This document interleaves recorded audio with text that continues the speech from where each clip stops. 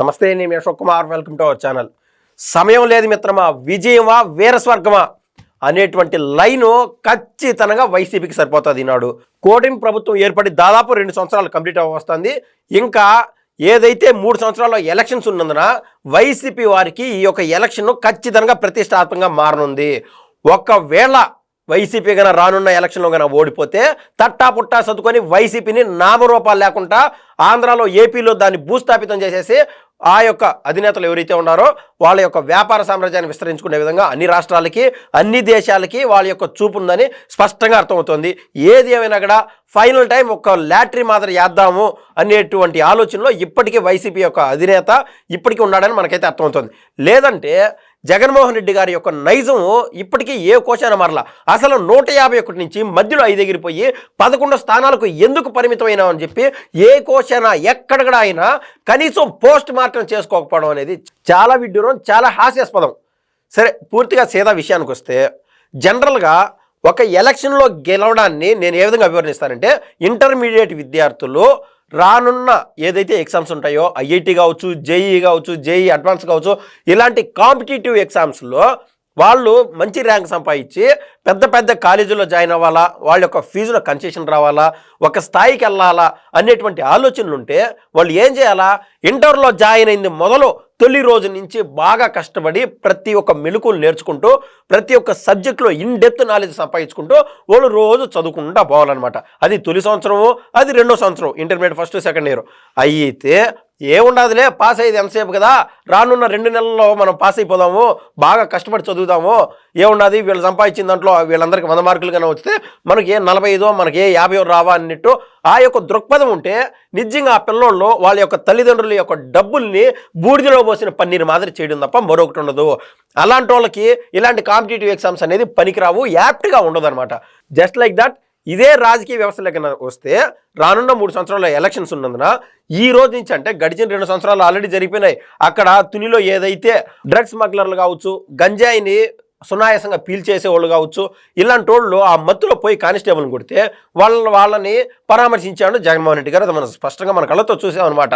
ఇలాంటి కొల్లలు ఆనాడు దళిత బిడ్డ ఎవరైతే ఉన్నారో జగన్మోహన్ రెడ్డి గారిని ఒక్కసారి చూద్దాం అనుకొని వచ్చి ఆయన టైర్ కిందే పడి చనిపోతే ఈ రోజుకి ఆయన కుటుంబానికి స్థితిలే గతిలే ఆ కుటుంబాన్ని వీళ్ళు ఆదుకున్నటువంటి దాఖలాలే లేవు. ఒకవేళ జగన్మోహన్ రెడ్డి గారు నైజం ఏంది, ఆ కుటుంబం వరకు పోయి ఏదో టీడీపీ వాళ్ళ వల్ల జనసేన వాళ్ళ వల్ల ఏదో ఆయన అంతటికి ఆయన పొరపాటున చనిపోతే వీళ్ళే చంపేశారని చెప్పి ఆ రకమైన ఆయన షోకేస్ చేస్తూ అక్కడ పోయి ఖచ్చితంగా ఆ యొక్క ఏదైతే సింపతి కోసం ఆయన ప్రయత్నం చేసేవాడు అనమాట. వాళ్ళ ఇంటి వరకు పోయి పెద్ద ధర్నా చేసి.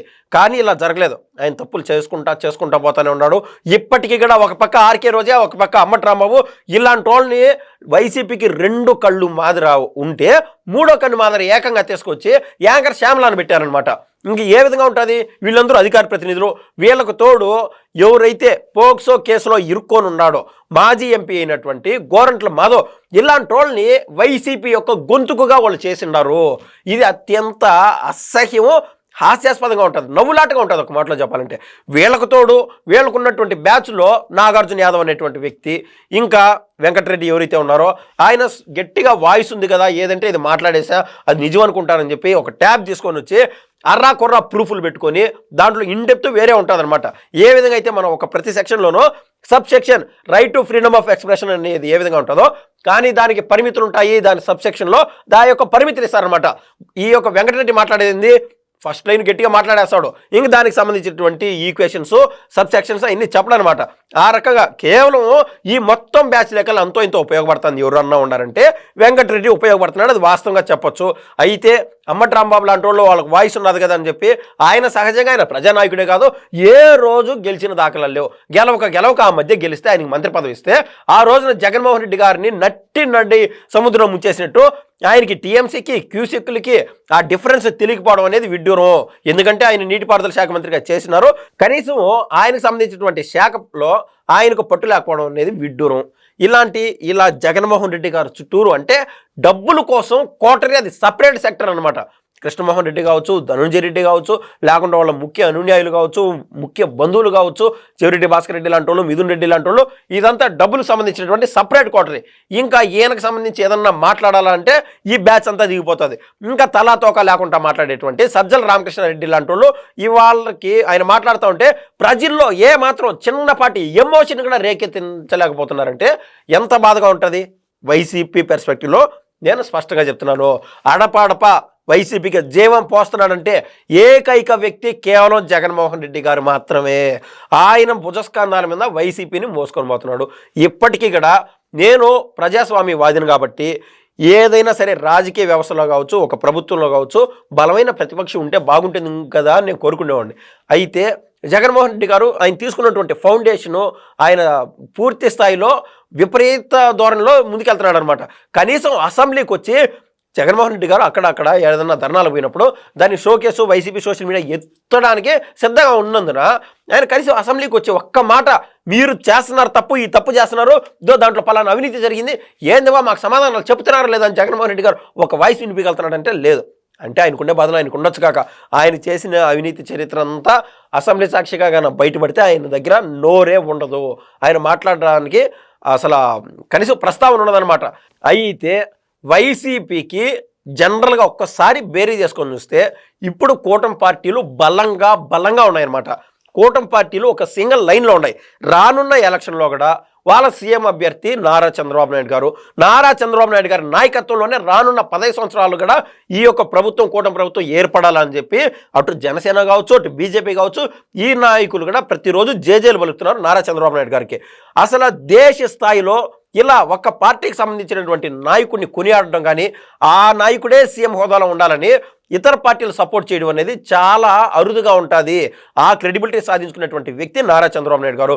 ఎన్నిసార్లు పవన్ కళ్యాణ్ గారికి, నారా లోకేష్ గారికి మధ్య, లేదా పవన్ కళ్యాణ్ గారికి, నారా చంద్రబాబు నాయుడు గారికి మధ్య పొరపచ్చాల పెట్టాలని వైసీపీ వాళ్ళు ఈ కుళ్ళు కుతంత్రాలు చేసినా కూడా వాళ్ళ మధ్య ఏ చిన్నపాటి చీలికలు కూడా రాకపోవడం అనేది అది నిజంగా అద్భుతం. వాళ్ళకు కమిట్మెంట్తో రాష్ట్ర ప్రజల కోసం పనిచేస్తూ ఉన్నారని ప్రతి ఒక్కరు గమనించాలి.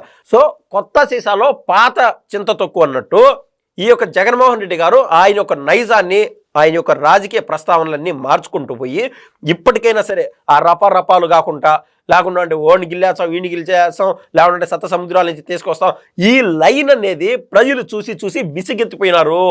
ప్రజలు శాంతకామకులు కాబట్టి ఇప్పటికైనా ఏదైనా సబ్జెక్ట్ పైన మాట్లాడాలా, పోలవరం పైన మాట్లాడాలా. పోలవరం అనేది వాళ్ళ టైంలో ఎందుకు కంప్లీట్ కాలేకపోయింది, వాళ్ళ టైంలో ఎన్ని కోట్లు వెచ్చిచ్చారో దానివల్ల ఏమన్నా ఇప్పుడు ఉన్నటువంటి ప్రభుత్వం ఏదన్నా ముందుకు చక్కగా పనులు చేసుకోగలుగుతారు. ఇటువంటి వాటిపైన ఏదన్నా కాన్సన్ట్రేషన్ చేసి వాళ్ళు ఏదన్నా నిజంగా రాష్ట్ర ప్రజల కోసం ఏదైనా పనులు చేసింటే దాన్ని ఎలివేట్ చేసుకునేటువంటి ప్రయత్నం చేయాలి. కానీ ఎంతసేపు నేను చెప్పినట్టు రపాలు ఇవన్నీ వాడడం అనేది ఆ రాజకీయ పార్టీని అధఃపాతాలానికి తొక్కేస్తాయి. జనరల్గా రాజకీయాలు అనేది ఏంటంటే వాళ్ళు ఎవరు హత్య చేయాల్సిన పని లేదు. రాజకీయ పార్టీలు కావచ్చు, రాజకీయ నాయకులు కావచ్చు, వాళ్ళ స్వయంకృతాపరాధం కావచ్చు, దట్స్ ఏ సూసైడల్.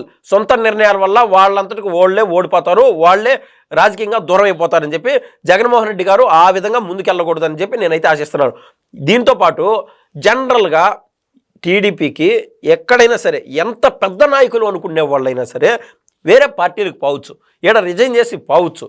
కానీ టీడీపీ అనేది ఒక నాయకుడు వల్ల ప్రపంచనాలయం సృష్టించట్లేదు. కేవలం ఆ పసుపు కండువ ఆ రోజున నందమూరి తారక రామారావు గారు ఏదైతే ఫౌండేషన్ వేశారో ఆ డిఎన్ఏలో ఉండదన్నమాట.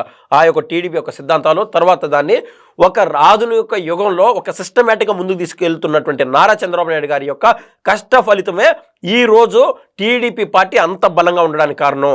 దాంతోపాటు అగ్నికి ఆజ్యం తోడైనట్టు నారా చంద్రబాబు నాయుడు గారికి నారా లోకేష్ గారు తోడవడము, ఈ యొక్క టీడీపీ నాయకుల యొక్క సంక్షేమం కోసం ఆయన ఆలోచన చేయడము, ఏదైనా ఒక యాక్సిడెంట్ జరిగితే వాళ్ళకి బీమా కల్పించడము, లేదా చనిపోతే ఆ యొక్క ఖర్చుల నిమిత్తం ఇవ్వడము, వాళ్ళ యొక్క పిల్లల్ని వాళ్ళకి సంబంధించినటువంటి వాళ్ళ తల్లి గారు కావచ్చు, వాళ్ళ సతీమణి గారు కావచ్చు, దానికి సంబంధించినటువంటి ఆ యొక్క ఫౌండేషన్ ద్వారా స్కూల్స్లో జాయిన్ చేయడం, నిరంతరం కార్యకర్తల కోసం తప్పిస్తూ ఉండడం అనేది వీళ్ళ యొక్క సక్సెస్ ఫార్ములా.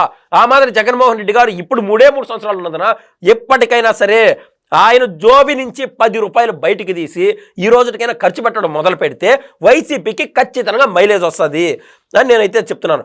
దీంతోపాటు జనరల్గా కాకినాడ కావచ్చు, కాకినాడ రూరల్ కావచ్చు, అక్కడ నాయకులు ఎవరు వైసీపీకి కన్నబాబు, దాంతోపాటు ద్వారంపూడి చంద్రశేఖర్ రెడ్డి ఇలాంటి వాళ్ళు ఆయా నియోజకవర్గాల్లో గుదిమండాలా తయారై కూర్చున్నారు. వాళ్ళని కనీసం మార్చేసి కొత్త నాయకులు పెట్టే అంత దమ్ము ధైర్యం జగన్మోహన్ రెడ్డి గారికి లేవు. ఎందుకంటే గతంలో ఆ రేషన్ మాఫియాలోనూ వీటిల్లోనూ ద్వారంపూడి చంద్రశేఖర్ రెడ్డి డబ్బులు తినేసినటువంటి దాఖలాలు మనం చూసాం. ఇప్పుడు ద్వారంపూడి చంద్రశేఖర్ రెడ్డిని గన ఆ పోస్ట్ నుంచి గన పెరికేస్తే జగన్మోహన్ రెడ్డి గారి చేసినటువంటి అవినీతి చరిత్ర అంతా ద్వారంపూడి చంద్రశేఖర్ రెడ్డి బయట పెట్టేటువంటి పరిస్థితులు ఉన్నాయి.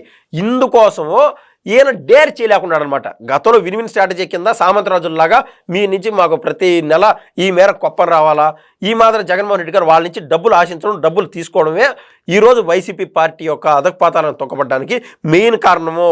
గతంలో డబ్బులు దండుకోవాలనే నినాదంతోనే వాళ్ళు ముందుకెళ్ళినారు. కాబట్టి జగన్మోహన్ రెడ్డి గారు ఏ ఒక్క పార్టీ కార్యకర్తకి లేదా ఏ ఒక్క నాయకుడికి వాళ్ళు తప్పు చేస్తున్నా కూడా కనీసం వాళ్ళని సస్పెండ్ చేయకపోవడం అనేది నిజంగా అది అంత అట్టర్ ఫ్లాప్ విషయం అనమాట దేశ రాజకీయ చరిత్రలోనే. అంతెందుకు ఒక దళిత బిడ్డని ఒక సొంత డ్రైవర్ని చంపేస్తే ఆ యొక్క డ్రైవర్ యొక్క భార్య నిండు గర్భిణి అయితే జగన్మోహన్ రెడ్డి గారు ఆ యొక్క ఎమ్మెల్సీ అనంతబాబుని కన్నా పార్టీ నుంచి కన్నా సస్పెండ్ చేయించినట్టే ఎంత అద్భుతంగా ఉంటుంది. ఇదిరా నాయకత్వం అంటే. ఇది ఇలా ప్రతి ఒక్కరు కురియాడేవారు అనమాట. అలా కాకుండా దళితుల ఓట్లు, ప్రతి ఒక్కరి ఓట్లు ఇలా వర్గాల వారీగా దూరం చేసుకుంటూ పోతున్నాడు జగన్మోహన్ రెడ్డి గారు. దాంతోపాటు ఏదైతే కేంద్రం తీసుకొచ్చేటువంటి బిల్లుల్లో ముస్లిమ్స్కి వ్యతిరేకంగా ఎన్డీఏకి సపోర్ట్ చేయడం అనేది జగన్మోహన్ రెడ్డి గారి పతనానికి మరింత ఈ యొక్క స్ట్రాంగ్నెస్ చేకూరుస్తుందని నేనైతే స్పష్టంగా చెప్తాను. సో నిర్దిష్టమైన ప్రణాళిక, నిర్దిష్టమైన సిద్ధాంతాలు లేనటువంటి జగన్మోహన్ రెడ్డి గారి వైసీపీ పార్టీ ఎప్పటికైనా సరే గతహా మేము అమరావతికి సపోర్ట్ చేస్తున్నాము, లేదంటే 3 రాజధానులపైన నిలబడి ఉంటామని బేసిక్ ఫౌండేషన్ ఏదైతే ఉంటుందో, రాష్ట్ర ప్రజలకు ఒక క్లారిటీ ఇవ్వాల్సినటువంటి అవసరం ఉన్నదో ఇంకా టైం లేదు. లాస్ట్ 1.5 సంవత్సరం గుమ్మడికాయలు దొంగ ఎవరంటే భుజాలు దనుకున్నట్టు అలా కాకుండా ఇప్పటికైనా ఒక క్లారిటీ ఆఫ్ మైండ్తో ముందుకెళ్తారని చెప్పి నేనైతే ఆశిస్తున్నా. ధన్యవాదాలు.